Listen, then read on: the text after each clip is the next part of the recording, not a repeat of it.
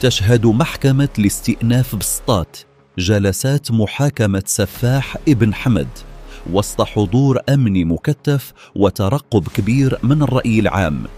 القاضي قرر تأجيل النظر في الملف إلى 24 شتنبر الجاري لاستكمال التحقيقات والاستماع لشهود وأدلة جديدة.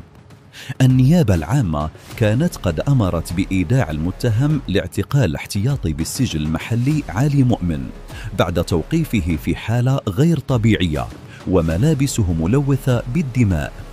فرق الأمن واصلت أبحاثها الميدانية ورفعات أدلة علمية من مسرح الجريمة، بينها أسلحة بيضاء وعينات بيولوجية. وتعود فصول القضية إلى الأيام الأخيرة حين عثر على أشلاء بشرية داخل مرحاض المسجد الأعظم بمدينة ابن أحمد ملفوفة في أكياس بلاستيكية. المفاجأة كانت العثور على أطراف بشرية تانية قرب المكان، ما أثار فرضية وجود أكثر من ضحية. جميع الأشلاء أرسلت إلى مختبرات تحليل جيني DNA لتحديد هويات الضحايا وربطها بالمتهم. الرأي العام ينتظر ما ستكشفه التحقيقات العلمية والجلسات المقبلة في واحدة من أبشع القضايا التي عرفها المغرب مؤخراً.